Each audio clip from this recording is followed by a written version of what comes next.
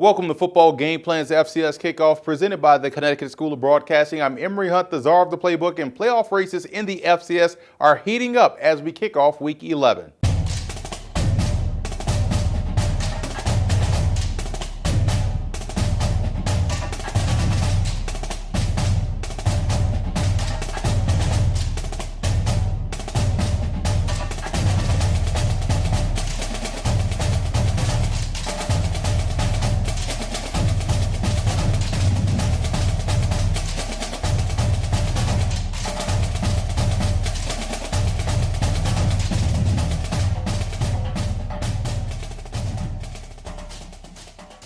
Last week was filled with a ton of surprises, and I'm pretty sure this week will be more of the same. And here's what we have on tap for this episode. We'll take a look at some of the intriguing storylines and scenarios pertaining to the FCS playoffs. VMI and the Citadel play in the always entertaining Military Classic of the South, and we'll talk about the history of that rivalry in tradition. And also, as always, we'll bring you around the FCS landscape with our conference whip around and game previews.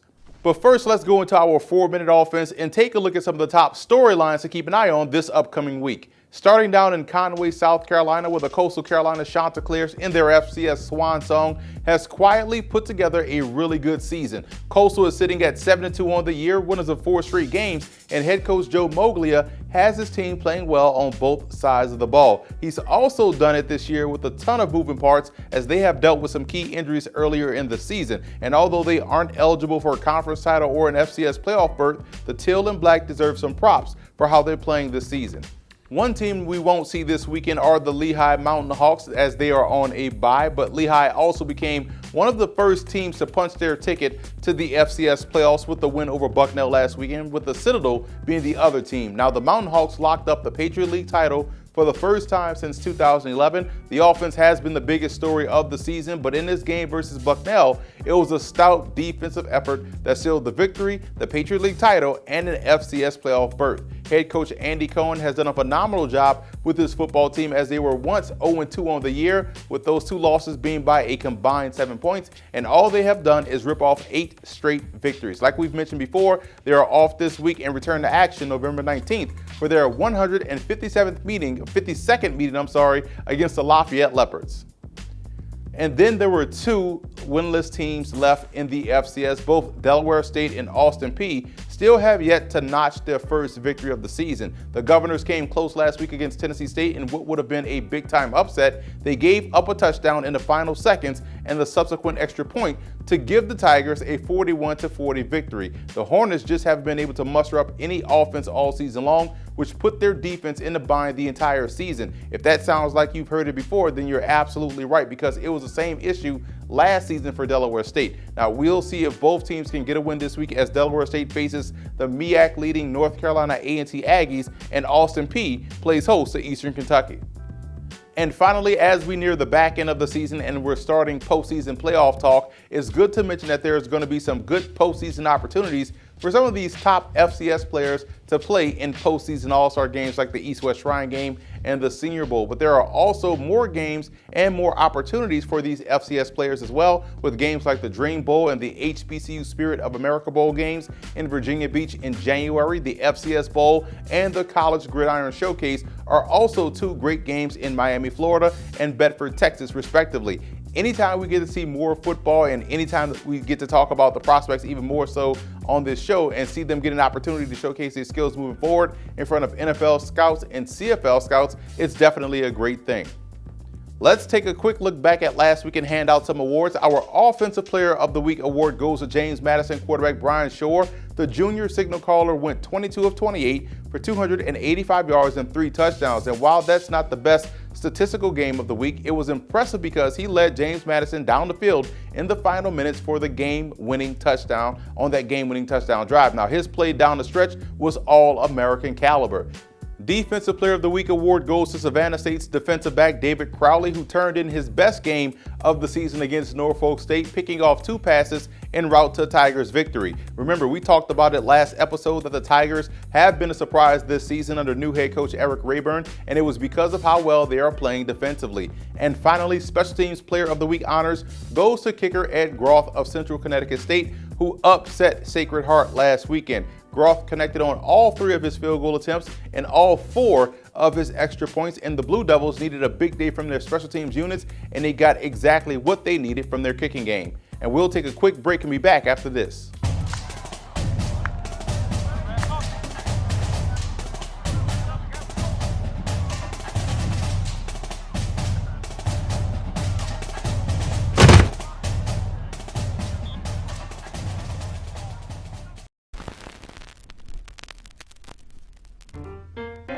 Well, the FCS creates so many opportunities for young men. And it's, I think, and you look in our league, it's really the best. It's the best combination of winning football, but also outstanding student athletes. That's really the true model here. And a lot of the FCS programs feel the same way. And, we're blessed to be where we're at here at Lehigh, and everybody else in this league feels the same way. But the FCS, you'll see a lot of people that aren't coming necessarily to the NFL, but what they are is they're becoming leaders of industry, whatever they do when they graduate. And that's really the most important piece of going to college and playing college football, is to getting that degree. And our guys really excel in that response.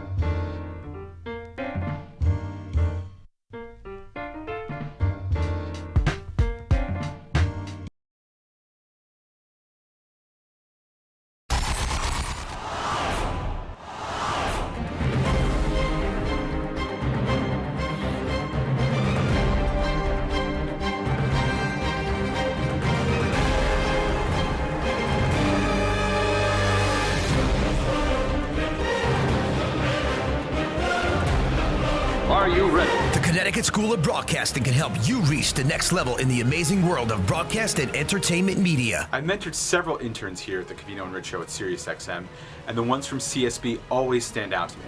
They have a knowledge of the equipment, knowledge of editing, what it's like to be in a studio, and that always eliminates a huge learning curve. Their professional studios give students a hands-on, learn-by-doing approach using equipment used in actual radio stations and TV studios. Visit our website at gocsb.com or call 1-800-TV-RADIO. Connecticut School of Broadcasting. Start today.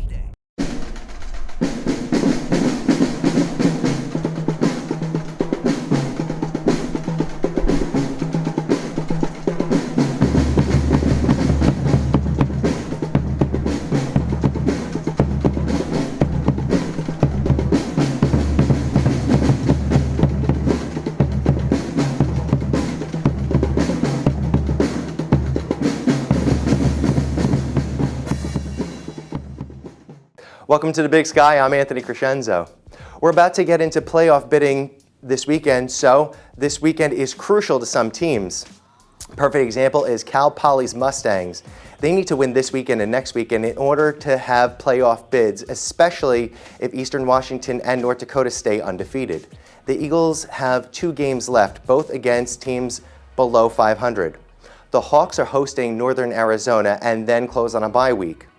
While the Lumberjacks are a good team, and I mean getting coaches polling numbers and are on a 4-game winning streak good, plus they have the all-time winningest head coach in Big Sky.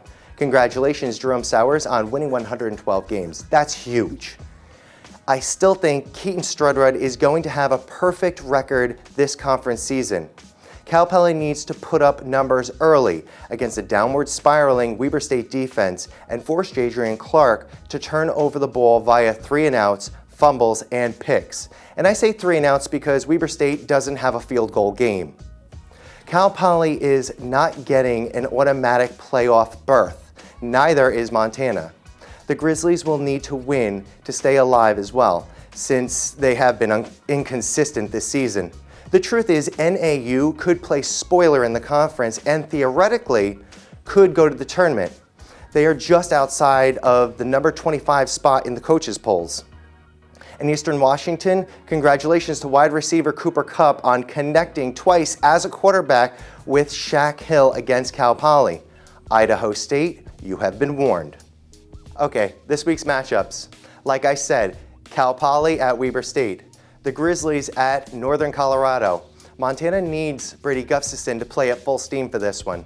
Montana State hosts UC Davis. Idaho State goes to the Inferno at Eastern Washington. Portland State trucks down to Sacramento State. And the game of the week, you guessed it, North Dakota defends their undefeated season at home against Northern Arizona's Lumberjacks, looking for win 113. For the Big Sky, I'm Anthony Crescenzo.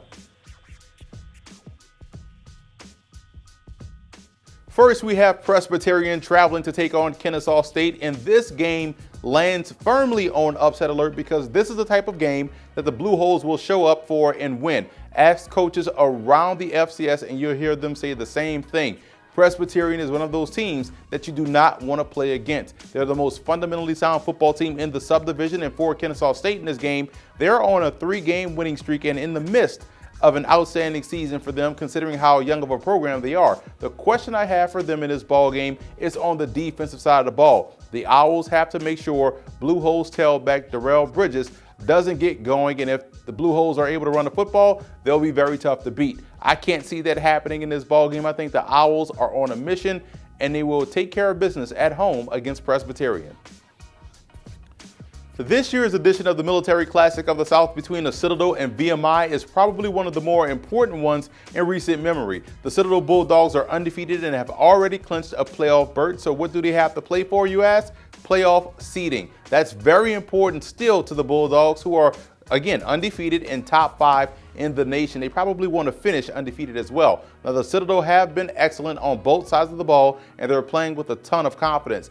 VMI has the offense that can score points in a hurry, and they may get back record-setting quarterback Al Cobb this week, which just will make them even more dangerous. But even if they don't, last week we saw Austin Carling prove to be equally as effective in the passing game. Now, what scared me in this ball game is VMI's run defense, which is what will get tested throughout the course of this ball game against an option offense. I like the Citadel in this one. Too much still on the line for the Bulldogs, and the fact that it's the Military Classic of the South just gives it the right amount of interest for them not to sleepwalk through it.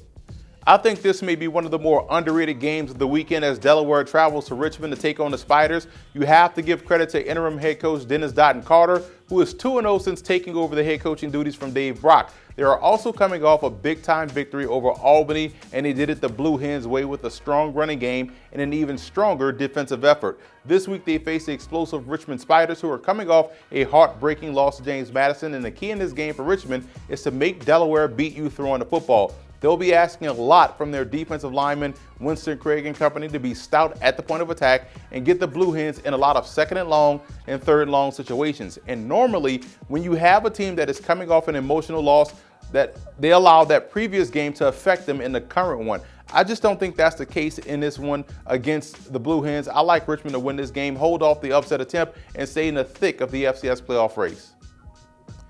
This is a huge game on the Week 11 schedule, and it lands on our upset alert because you look at the magnitude and the domino effect that it could have on the FCS playoff race. The Nichols Colonels travel to Arkansas to take on the Central Arkansas Bears, and this game will ultimately come down to whether or not true freshman quarterback Chase Forcade can make enough plays throwing a football, because the Bears are the best in the FCS in the run defense department. The Colonels have run the ball very well this season. They have played great defensively, but they'll have to make plays more than normal in the passing game. Now, for Central Arkansas in this contest, they can't have the same level of turnovers and penalties against a team like Nichols like they did against Stephen F. Austin, because they'll definitely get themselves beat. They must also be able to make things happen in the passing game. The Colonels are excellent on the back end, and that'll be a tough matchup for them.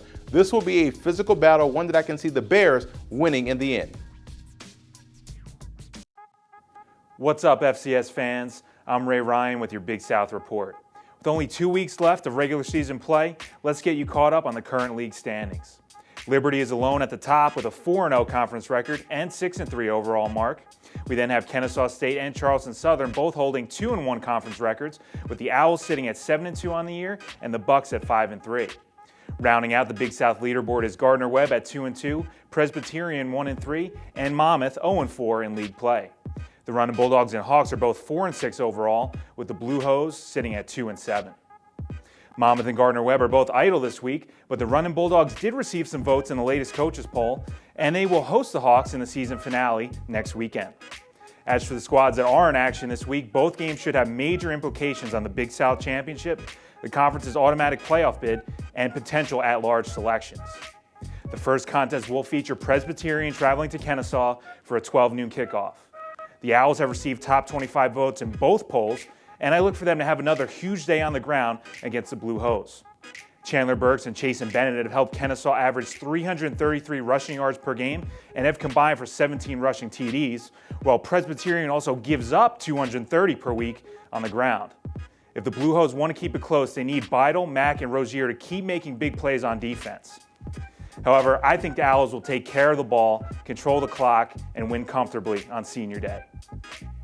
And this week's game that has the makings of a classic is number 14 Charleston Southern visiting 24th ranked Liberty for a 3:30 matchup on ESPN3. Along with Kennesaw, both teams are still alive for the Big South title, and the Flames can actually clinch the championship and the league's automatic playoff bid with a win over the Bucks. Not so fast, though. I think Charleston Southern is not ready to give up their conference crown just yet. I see the Bucks bouncing back with a strong game from their multifaceted running attack led by Mike Holloway and his 98-yard average. Liberty's three-headed rushing attack of Macon, Mosley, and Hickson will keep them in it, but I give Charleston's Shane Buchanel the edge at QB, and I can see Anthony Ellis making a key sack late to seal a close win for the Bucks. Well, that's it for this week's Big South Report. I'm Ray Ryan, and I hope you enjoy the games. What's up, everyone? With Week 10 under our belts and playoff implications on the line, we have a huge week ahead of us in the Colonial Athletic Association. Looking at the standings, sitting alone at the top of the CAA, the James Madison Dukes, who are still undefeated in the conference, have an 8-1 overall record. The logjam at second place has somewhat subsided, with only New Hampshire and Villanova remaining there at 5-1 in the conference. In third, we have Richmond, Maine, and Stony Brook, who all lost huge games this week and may have eliminated themselves from conference championship contention with 2 losses. UAlbany, Delaware, and William & Mary all have 2 wins in the conference. Elon and Towson both have only 1 win. And rounding out the standings is Rhode Island, who has yet to notch a win in the CAA. This week has some matchups that could have big implications on the standings. First up, we have the URI Rams searching for their first conference win, traveling to Elon to take on the up-and-coming Phoenix, who are coming off a tough loss. Up next, we have the William & Mary Tribe facing off against the Tigers in Towson.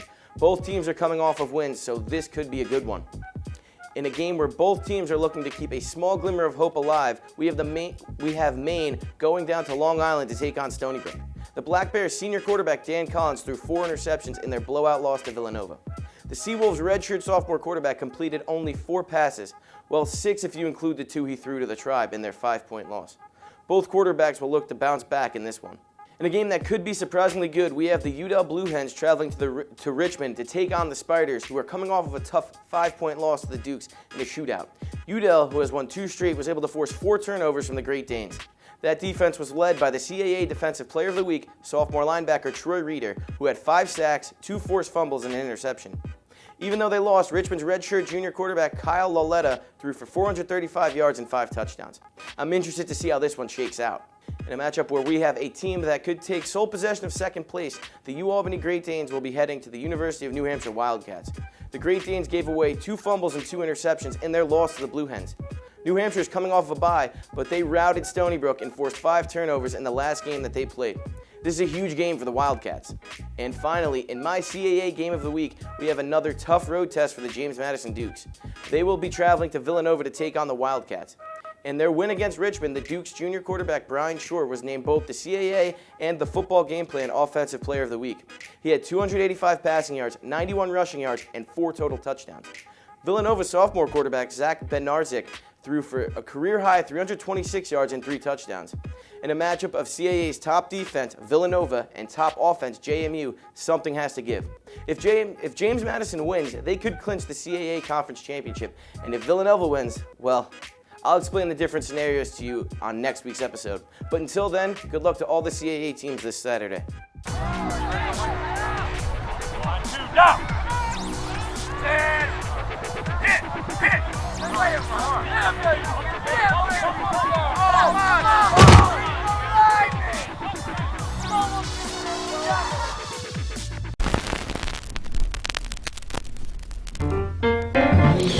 Man, it's that old thing, perseverance, consistency, hard work.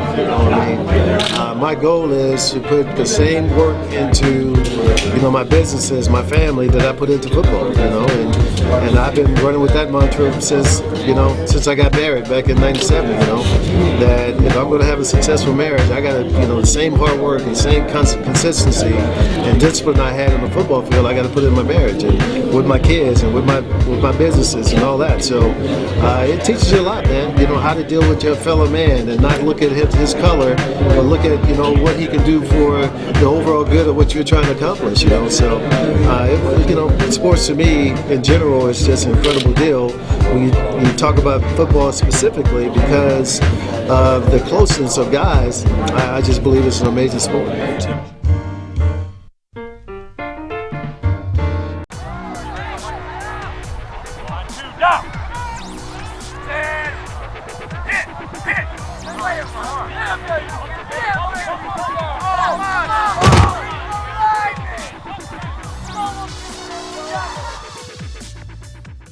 It's that time of the year where we start talking about FCS playoffs and playoff scenarios. Lehigh and the Citadel have already punched their ticket to the postseason, and we know a lot of the same familiar faces will be attending the postseason party as well, like North Dakota State, Jacksonville State, and Sam Houston State.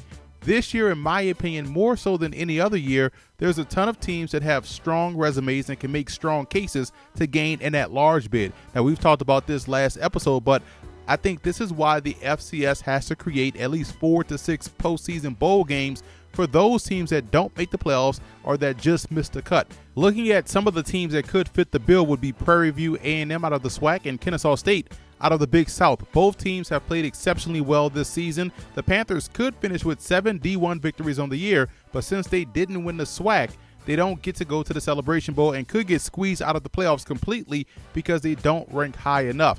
Now, Kennesaw is a great story because of how new their program is. Only in their second year of existence, the Owls could legitimately have 8 wins by the end of this weekend. Granted, 2 of those victories are against non-D1 schools, but still, an 8-win season for this team, in my opinion, deserves to be rewarded.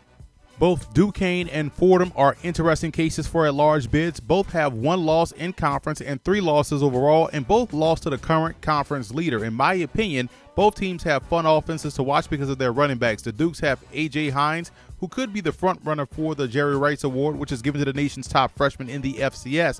And we already know what Fordham's Chase Edmonds brings to the table. Edmonds is also in the mix for the Walter Payton Award once again. The question for both teams will come down to quality out-of-conference victories. In that case, Duquesne's best out-of-conference win was against Dayton of the Pioneer League, and Fordham's was against Penn of the Ivy League.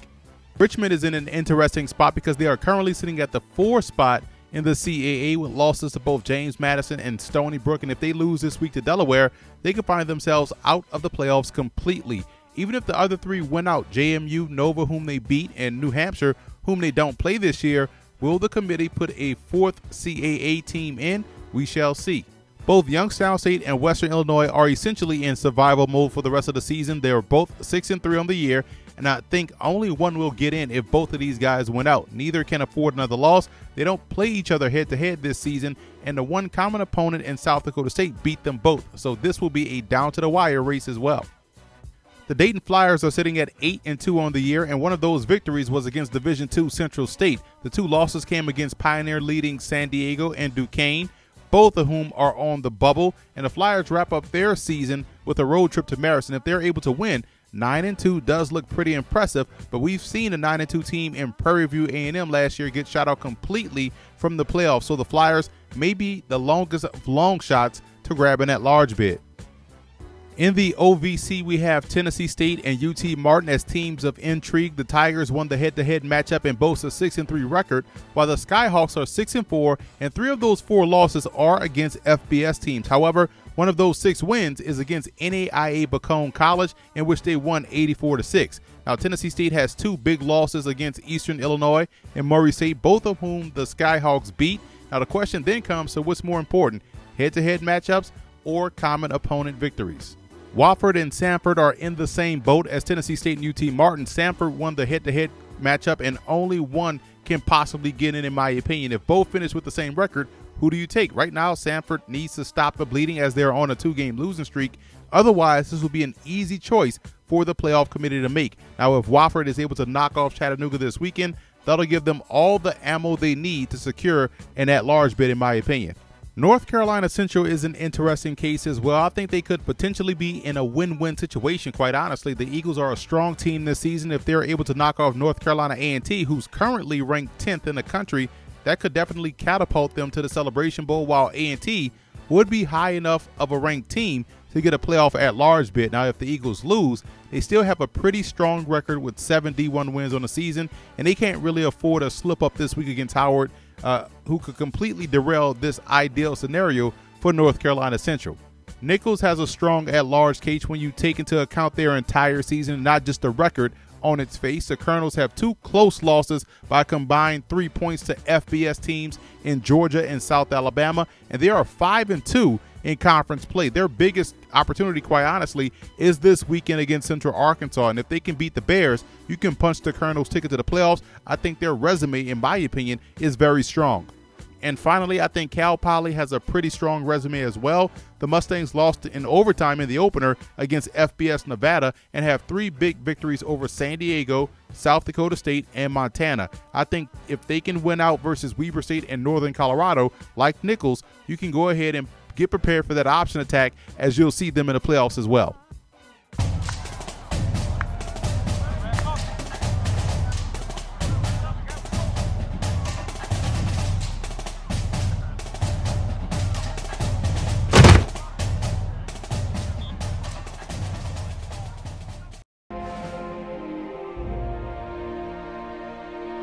For me, I think the biggest thing that football taught me was how to overcome adversity. At some point in your life, you're going to have some tough times. You have to have that next play mentality.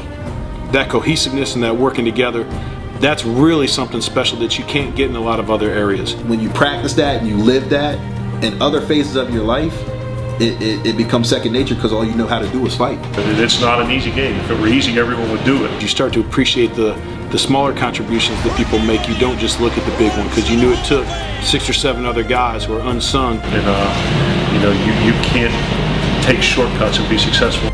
Doing what they do to make it possible for the guy getting the press clippings or whatever it might be. In this game, whether it's as a coach or a player. So I would certainly say that you definitely got a very quick lesson in how to overcome adversity playing football.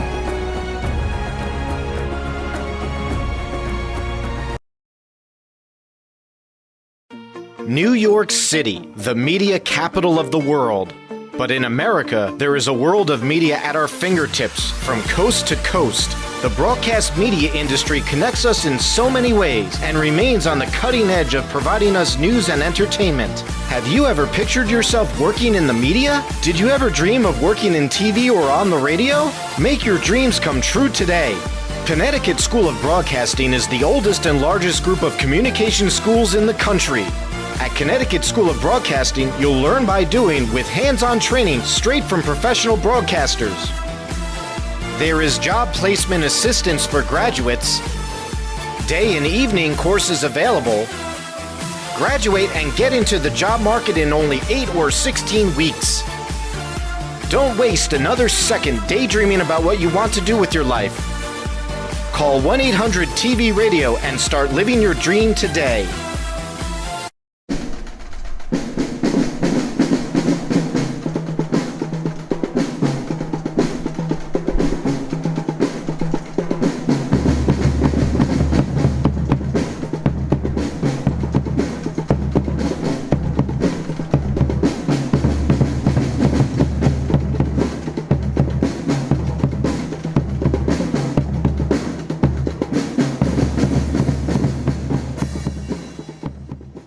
What's up, FCS fans? I'm Ray Ryan with this week's Ivy League report.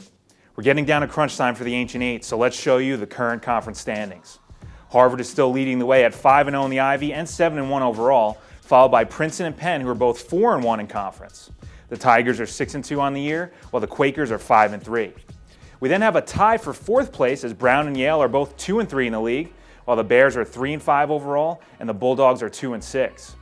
And finally, we have a 3-way deadlock for the 6th position with Dartmouth, Cornell, and Columbia all holding 1-4 Ivy records. The Big Green is 4-4 on the year, while the Big Red is 3-5, and the Lions are 2-6. Moving on to this week's games, the action heats up early as a marquee matchup of the week takes place on Friday night when number 22 Harvard goes on the road to Penn for an 8 o'clock kickoff on the NBC Sports Network. The Crimson can clinch a share of their 4th straight league title with a win, but the Quakers are still alive too. I think Penn's three-pronged attack of Torgerson, Solomon, and Watson is too difficult to stop in consecutive weeks, so I see the Quakers pulling out a late victory and staying in the Ivy race. Now, when Cornell travels to Columbia on Saturday for the Empire State Bowl, the teams will have to play for some moral victories. The Big Red are looking to snap a 5-game losing streak and clinch a winning road record for the first time since '94. For Columbian coach Bagnoli, they're trying to surpass their total of 2 wins from his inaugural season in 2015.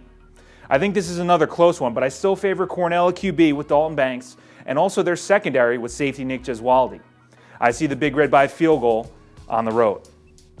As we move up to Hanover, Brown and Dartmouth will also be playing without Ivy glory on the line, but there are some milestones up for grabs.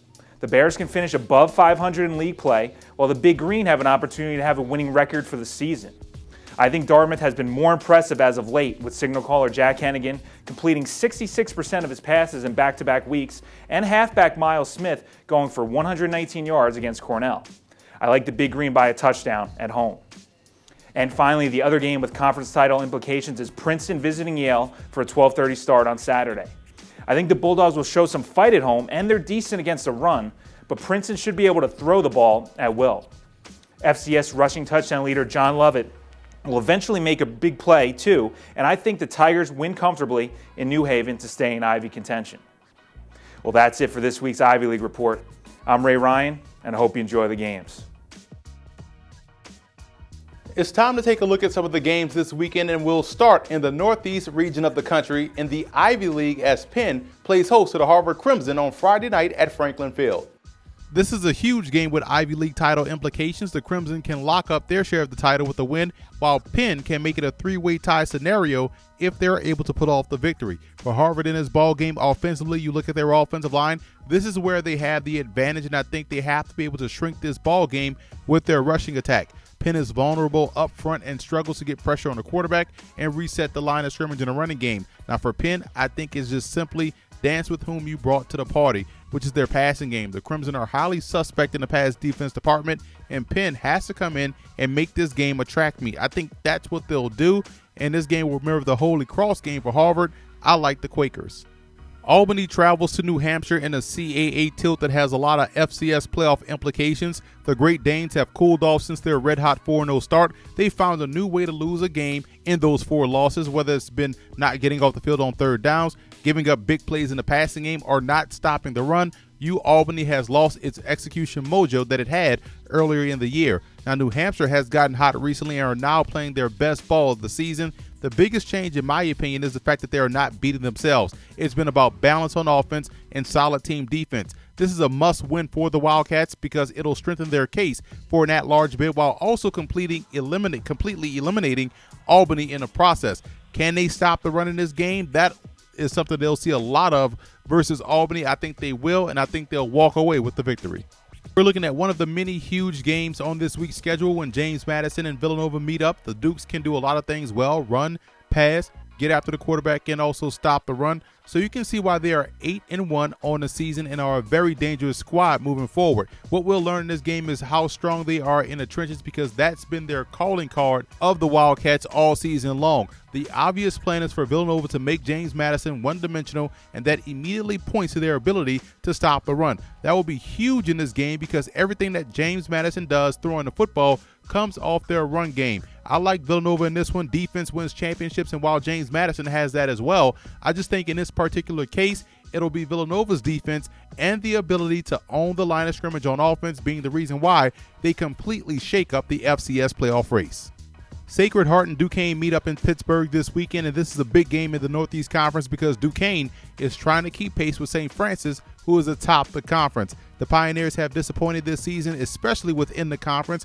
Last week's loss to Central Connecticut State was the low point of the season, in my opinion, but make no bones about it, this is still a very good football team that's built on a good, sound football philosophy. Now, in this game versus the Dukes, the Pioneers will have to be able to get off the field on third downs. Duquesne has done a solid job throwing the football, which is the direct benefit of having a guy in A.J. Hines in the backfield, taking a lot of pressure off Dylan Beichel in that passing game. Self-inflicted wounds were the culprit in the 2 FCS losses they have. Now, they are protecting the ball a lot better over the last 2 weeks. Defensively, they're really good at the second level and have done well versus the run. That'll be the difference in this ball game. I like Duquesne in this one. The Dukes defense will force Sacred Heart to break tendencies early in this game en route to a very close victory.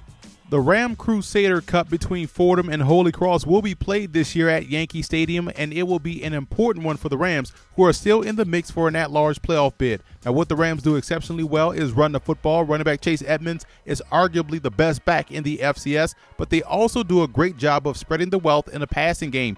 Defensive concerns is what is going to give you cause for some pause here, but that's why they find themselves in a must-win situation against Holy Cross. I called the Holy Cross Georgetown game last week, and I was highly impressed with the play of quarterback Jeff Wade. I thought he showed outstanding placement on his deep passes and the moxie you need to win in the pocket. They'll have to be able to remain gap sound and disciplined defensively. That's where they had some issues versus Georgetown. They were a little bit too aggressive coming off the edge, which led them to be susceptible versus the run.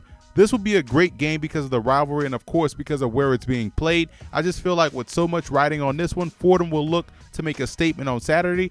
I like the Rams. For the FCS Kickoff on Football Gameplan, I'm Chris Victel. Let's get into last weekend's conference action. First, Fordham came back to beat Colgate from behind 24-20. Holy Cross beat Georgetown by 21-20. And finally, and most importantly, number 24 Lehigh beat Bucknell 20-13 to clinch the 2016 Patriot League title. Now let's check out the penultimate conference standings. Lehigh clinched the conference and are undefeated 5-0. Fordham is 3-1. Colgate and Bucknell are each 2-2. Holy Cross moves up to 2-3. Lafayette is 1-3, and Georgetown is still looking for that elusive first conference win. The Lafayette Leopards play the Colgate Raiders on the road at 1 p.m. Lafayette is coming off a bye, and they are looking to build off a strong 17-3 win over Georgetown 2 weeks ago. Colgate, though, will be disappointed with the way they lost to Fordham, and they will look to stop the Leopards' momentum before it gets going again. If Colgate can win their last 2 games, they can get back up to 500 on the season, which has to be the minimum goal for at least every team each season. My player to watch this week is quarterback Jake Melville, who continues to use his dual threat abilities to his advantage against every team he sees. Look for him to bring a few runs and keep the defense honest so he can find his open receivers for big plays downfield. The Fordham Rams and the Holy Cross Crusaders face off at the historic Yankee Stadium to see who will win the annual Ram Crusader Cup at 3 p.m. Fordham won the last meeting 47-41 in overtime, so this looks to be a battle for the ages as Holy Cross looks to get revenge. Fordham has also won 4 in a row in the long-standing rivalry, but since it's at a neutral site, the atmosphere will be very different. The Rams are still looking to get an at-large bid into the FCS playoffs, and they will need to win out to make that more of a possibility. My player to watch this week is running back Chase Edmonds, who torched the Crusaders in last year's matchup and has been on fire all season long. I wouldn't be surprised to see him in the Yankee Stadium end zone multiple times on Saturday. I will be at the game and in the press box and on the field, so be sure to tune in next week for exclusive coverage of this matchup. The Georgetown Hoyas host the Bucknell Bison at 3:30 at Cooper Field. The Bison are playing their final road game of the season and will look to get a winning conference record against the last-place Georgetown Hoyas. The Hoyas lost a heartbreaker last week by only 1 point to Holy Cross, and they will look to fix an offense that only scored 3 points in the second half. Their defense, though, made excellent halftime adjustments and didn't give up a single point in the half, but it wasn't enough to get in the conference win column. My player to watch this week is Joey DeFloria, who had a fantastic game against conference champion Lehigh Mountain Hawks last week with 119 rushing yards as well as 5 receptions out of the backfield. With your Patriot League coverage on Football Gameplan, I'm Chris Victel.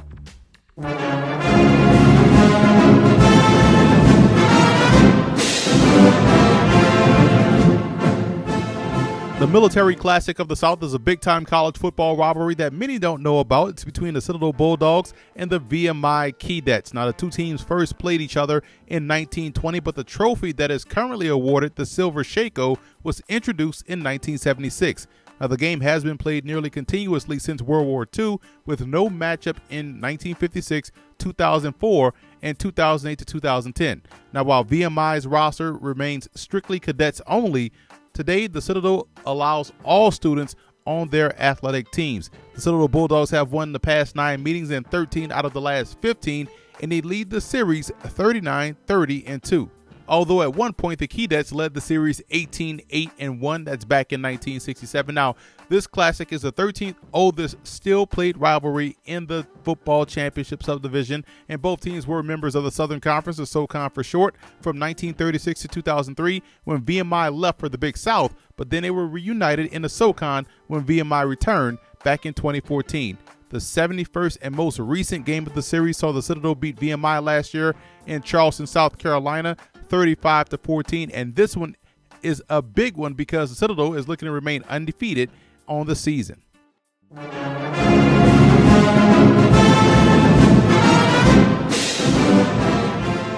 For the Missouri Valley Football Conference, I'm Brian Sullivan. Here's a quick recap of Week 9. In a battle of first place, NDSU turned 2 first-quarter turnovers into points and rolled to a 24-3 victory over Youngstown State in the annual Harvest Bowl. South Dakota State maintained their tie for first with their 49-24 victory over Missouri State behind a season-high 6 rushing touchdowns and quarterback Tyron Christian 324 passing yards. Illinois State for the second consecutive week beat a ranked opponent as they defeated their in-state rival Western Illinois 31-26 behind quarterback Jake Colby's 4 passing TDs and NFL-ready wide receiver Anthony Warren's 2 scores. Northern Iowa beat Indiana State 39-6 as Letterneck's running back Michael Malloy ran for a career-high 3 scores. And finally, Southern Illinois knocked off South Dakota 35-28 as quarterback Sam Straub passed for 339 yards and 2 TDs and ran for 68 yards and another score. With 2 games remaining here, let's look at the conference standings. NDSU and SDSU are tied at first at 5-1. Behind them is Youngstown State at 4-2. Then we have a 3-way tie at 3-3 with Western Illinois, South Dakota, Northern Iowa, with Illinois State 1 loss behind. Now let's take a look at exciting Week 9 with tremendous playoff implications as 4 5-loss teams look to get the FCS at-large playoff bid. Let's start off by heading to Illinois State where the 5-5 Redbirds host the 4-5 Missouri State Bears in a game where the loser will be eliminated from playoff contention. The Redbirds look to keep their momentum going as they have defeated 2 straight ranked opponents behind a revamped offense led by quarterback Jake Colby, who had 6 TDs, and NFL-ready wide receiver Anthony Warren, who has 4 TDs in the last 2 games.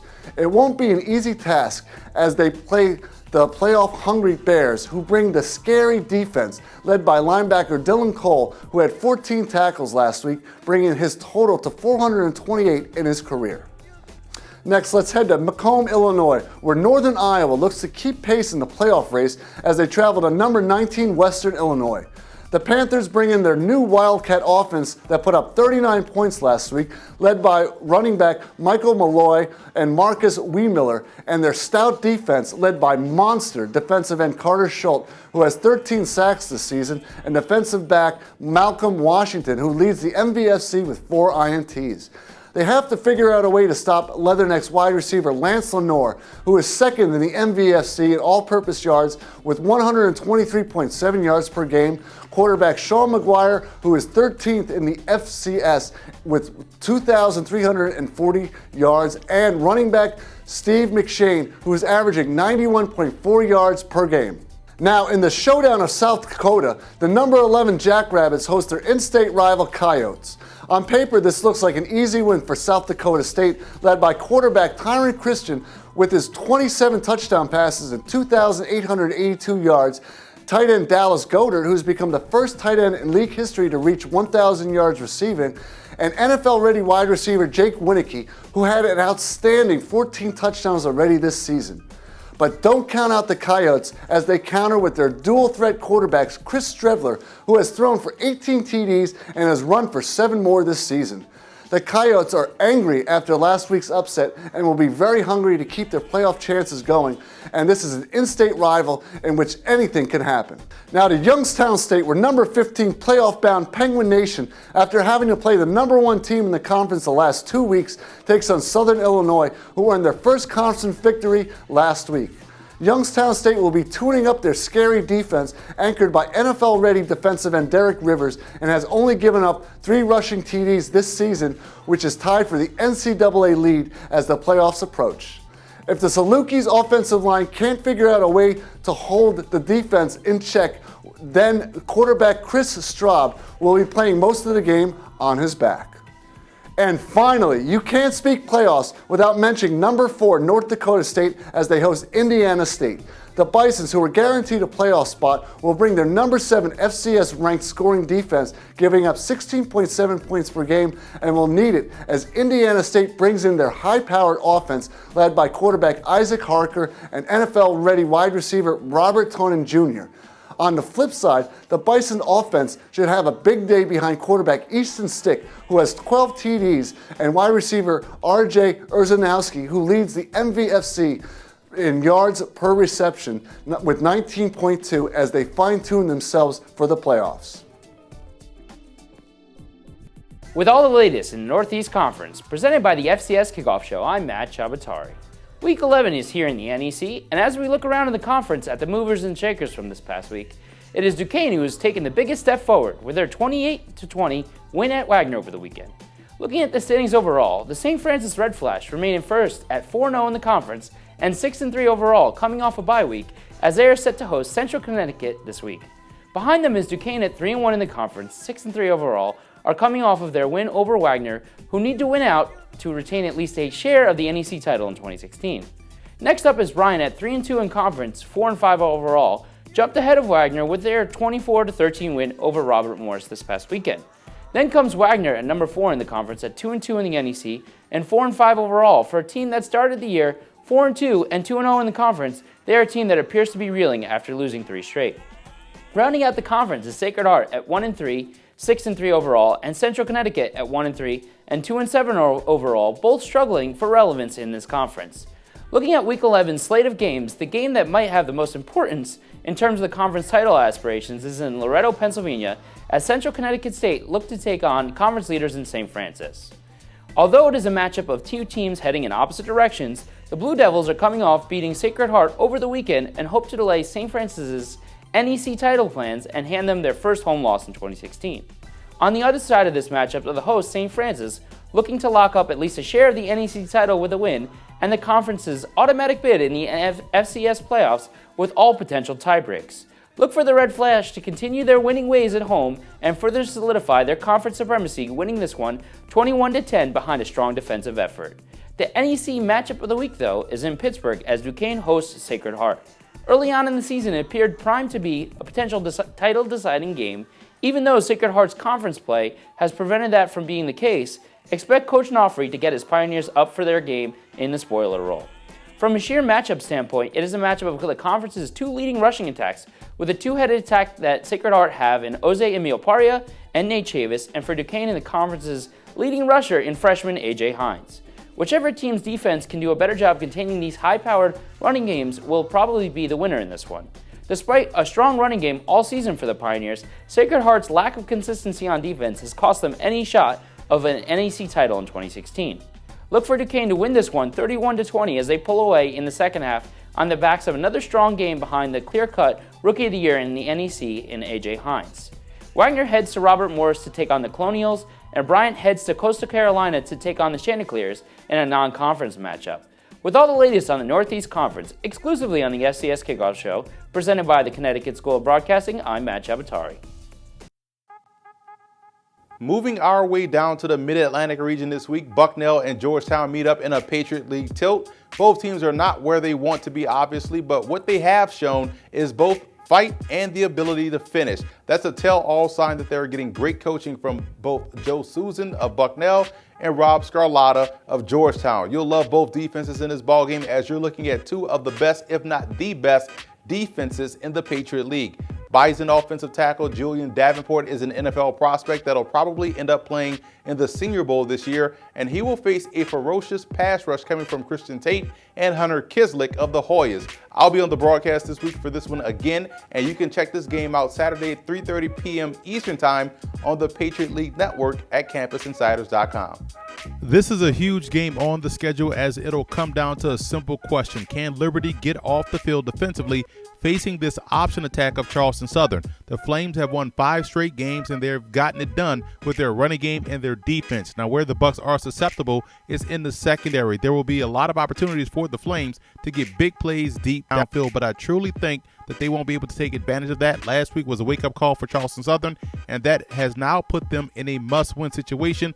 I foresee a well-focused, well-balanced Charleston Southern squad heading to Lynchburg, Virginia, and coming away with the victory.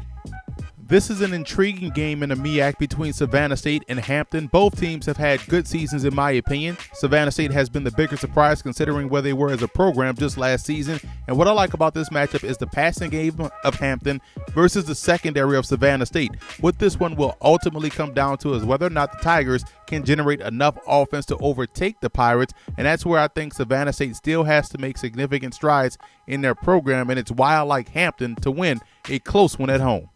Hey everybody, I'm Luke Jackson with your report on another exciting week in the Ohio Valley Conference.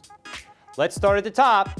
Jacksonville State looks to continue its winning ways as it heads into Murray, Kentucky to take on the Racers from Murray State. Last week saw the Gamecocks and Coach John Grass stay undefeated in OVC play as the defense dominated, allowing a total of 0 rush yards to the Redhawks. Quarterback Eli Jenkins had 144 pass yards, making him Jacksonville State's all-time leader in that category.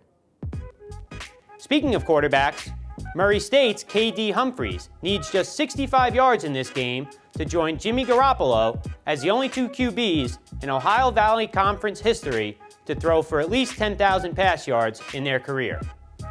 Murray State, on their first 3-game winning streak since 2011, looks to get to 500 with an upset of Jacksonville State.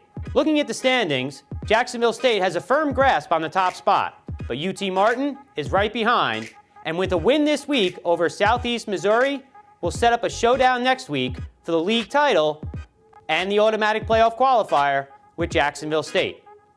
UT Martin must take care of business this week first, though, at home against the Southeast Missouri team that showed a lot of guts last week, losing to Jacksonville State 17-10. UT Martin is coming off a big road win against Eastern Illinois, where the defense starred. Safety Khalid Hagans was named Stats National Defensive Player of the Week with 9 tackles, a fumble recovery, and a 52-yard interception return for a touchdown. In other league action this week, the Sergeant York Trophy will be decided in Nashville this weekend as Tennessee Tech takes on Tennessee State. Now, if State wins, they'll be 3-0 against their in-state rivals and win the trophy outright. If Tech wins, there would be a 3-way tie at the top, meaning UT Martin retains the trophy for another year. Tennessee State is also looking to keep its slim playoff hopes alive with a victory. And lastly, the Austin Peay Governors look to end their 15-game OVC losing streak as they host Eastern Kentucky. Austin Peay came within 2 seconds of stopping the streak last week, but Tennessee State scored a touchdown, and the ensuing extra point gave them a 41-40 victory over the Governors. The future looks bright in Clarksville, though, as freshman quarterback Javon Craig was named Co-Offensive Player of the Week in the OVC with 322 passing yards, 144 rushing yards, and 5 total touchdowns. That's a look at what's going on this week in the Ohio Valley Conference. We'll be back next week with a look at the last week in the regular season. For Football Game Plan, I'm Luke Jackson. Down south, we've already talked about a few games in our Upset Alert segment, one in the Southland Conference and also one in the SoCon. Well, there's another big game this week in the SoCon on the schedule, and it's taking place in Chattanooga as the Mocs play host to Wofford. Another big matchup in the FCS, and one that also has big FCS playoff implications. The Terriers are right in the thick of the race for an at-large bid, and if they're able to make it happen, it'll be because of their defense. The Terriers are stout versus the run and boast one of the best backs in the FCS in Lorenzo Long. The challenge for the Mocs in this game will be to see what they have learned from the Citadel game, having already faced an option attack this season. if the Mocs can win on first down defensively and avoid costly turnovers on the offensive end, they have a great chance of winning this game. I like Chattanooga to come away victorious. I think this is still a dangerous football team that's playing strong on the back end of the season. They'll take care of business at home versus Wofford.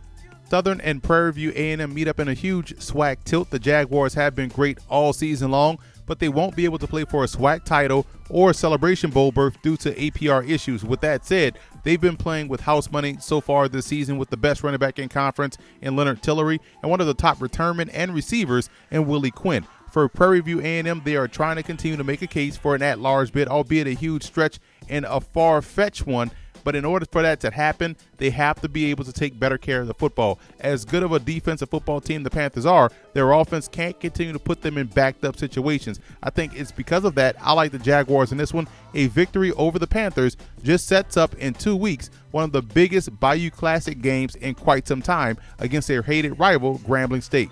Finally, we travel out west to where Stetson and San Diego meet up in a big Pioneer League game. Stetson has had their moments this year, but from a consistency standpoint is where they have lacked. Now, San Diego needs to win this game to lock up the automatic bid to the FCS playoffs, and they ran through the Pioneer League this year from a defensive standpoint, and this game won't be any different. They'll avoid the letdown and knock off Stetson, making things very interesting for Dayton with regards to the FCS playoffs. Week 11 in the FCS, let's take a look at some of the pro prospects that you definitely want to keep an eye on this week and their matchups in our 5th down draft outlook.